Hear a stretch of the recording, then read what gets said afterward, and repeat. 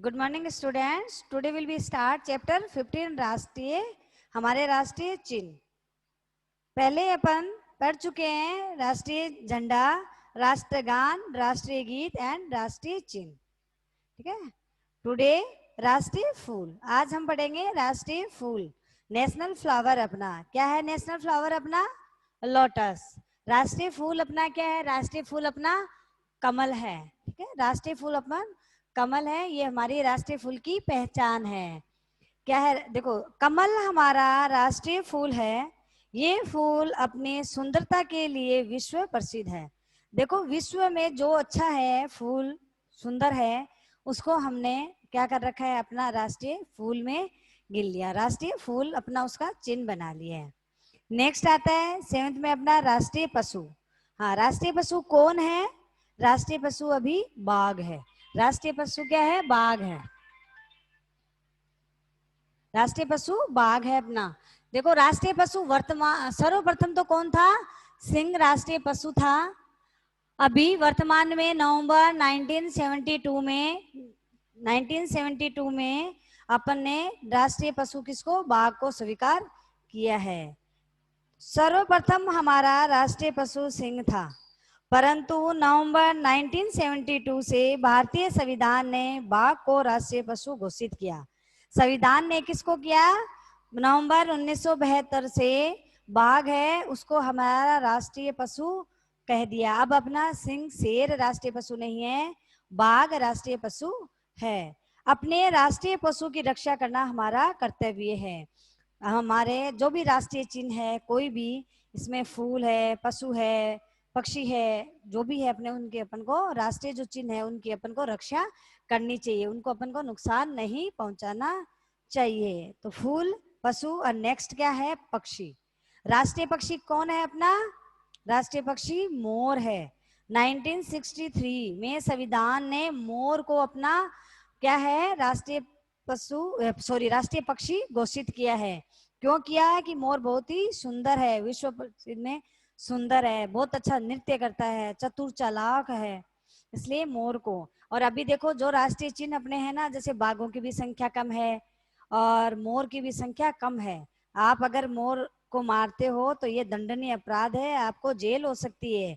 आप अपने राष्ट्रीय चिन्हों को अगर नुकसान पहुंचाते हो तो आपको सजा होती है, आपको जेल भी हो सकती है। इसलिए हमें अपने राष्ट्रीय चिन्हों को क्या करनी चाहिए? रक्षा करनी चाहिए, उनको नुकसान नहीं पहुंचाना चाहिए। और राष्ट्रीय पक्षी मोर, हमारा राष्ट्रीय पक्षी मोर है। भारतीय सरकार ने 1963 में मोर को अपना राष्ट्रीय पक्षी घोषित किया है। कब किया था? 1963 ने। मोर सभी पक्षियों में अत्यधिक सुंदर है। ये बेहद चौकन्ना, शर्मीला और चतुर पक्षी है। इसका नृत्य विश्व प्रसिद्ध है। एक मोर की आयु लगभग 35 साल होती है।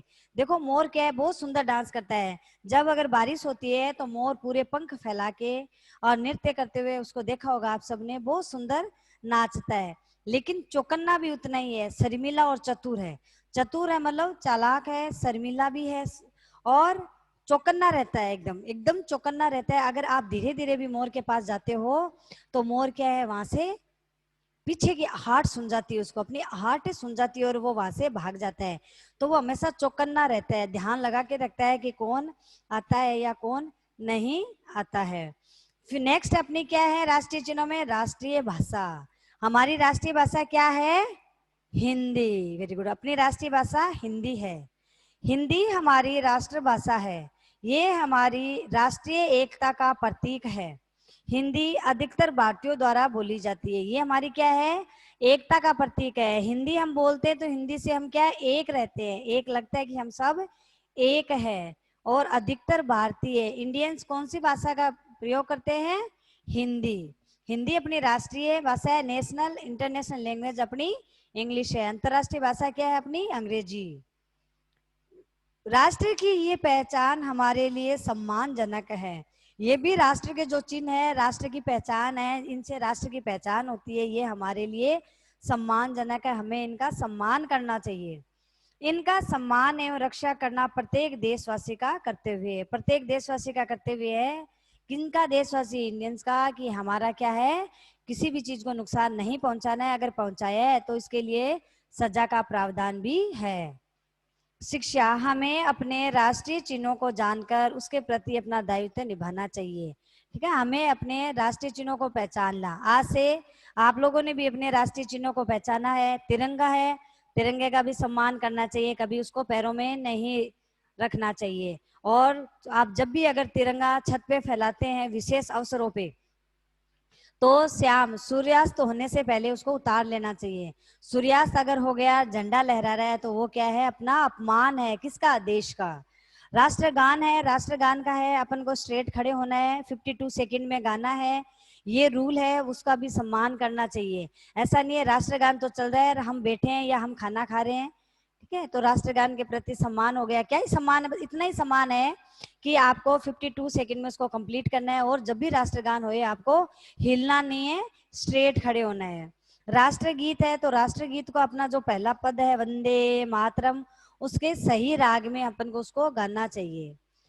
राष्ट्रीय चिन्ह अपना सारनाथ से लिया हुआ है, अशोक स्तंभ है, ठीक है, इसको अपन को कभी भी क्या, इसको क्षति नहीं है। जहां भी अगर अपने ऐसे बने हुए हैं स्मारक, तो उसको हमें क्षति नहीं, नुकसान नहीं पहुंचाने चाहिए।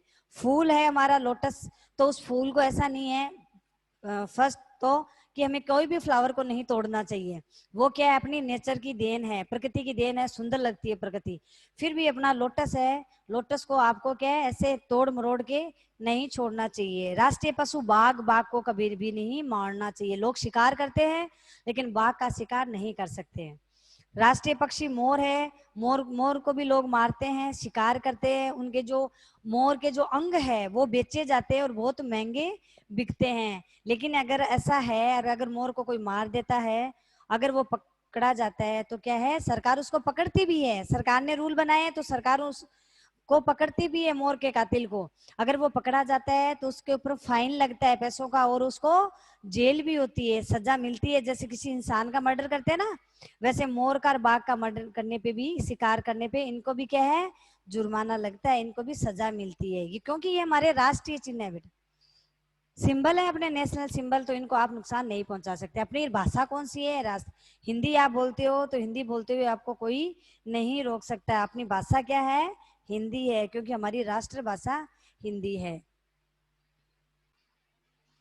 क्या है कठिन शब्द? अपने कठिन शब्द कर्मश है, कर्म के अनुसार।